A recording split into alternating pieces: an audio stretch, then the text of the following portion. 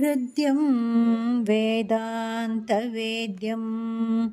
हृदयसरसिजे दीप्तमुद्यत्प्रकाशं सत्यं शान्तस्वरूपं सकलमुनिमनः पद्मषण्डैकवेद्यं जाग्रत्स्वप्ने सुषुप्तौ त्रिगुणविरहितं शङ्करं न स्मरामि क्षन्तव्यो मे पराधः शिव शिव शिव भो श्रीमहादेव शम्भो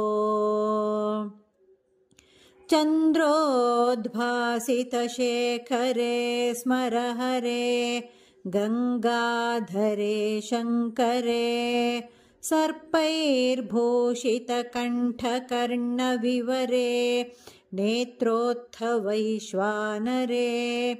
दन्तित्वत्कृतत्सुन्दराम्बरधरे त्रैलोक्यसारे हरे मोक्षार्थं कुरु चित्तवृत्तिममलाम् अन्यैस्तु किं कर्मभिः किं ज्ञानेन धनेन वाजिकरिभिः प्राप्तेन राज्येन किं वा पुत्रकलत्रमित्रपशुभिर्देहेन गेहेन किं ज्ञात्वैतत्क्षणभङ्गुरं सपदिरे त्याज्यं मनो दूरतः स्वात्मार्थं गुरुवाक्यतो भज भज श्रीपार्वतीवल्लभम् पौरोहित्यं रजनिचरितं ग्रामणीत्वं नियोगो माठापत्यं ह्यनृतवचनं साक्षिवादः परान्नम् ब्रह्मद्वेषः खलजनरतिः प्राणिनां निर्दयत्वं मा भूदेवं मम पशुपते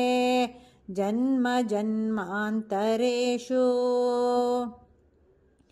आयुर्नश्यति पश्यतां प्रतिदिनं याति क्षयं यौवनं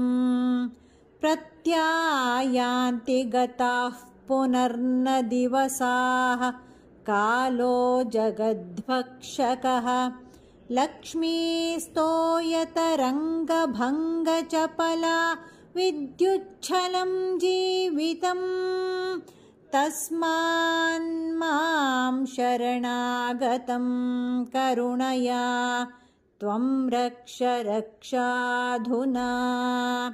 तस्मान्मां शरणागतं करुणया त्वं रक्ष रक्षाधुना।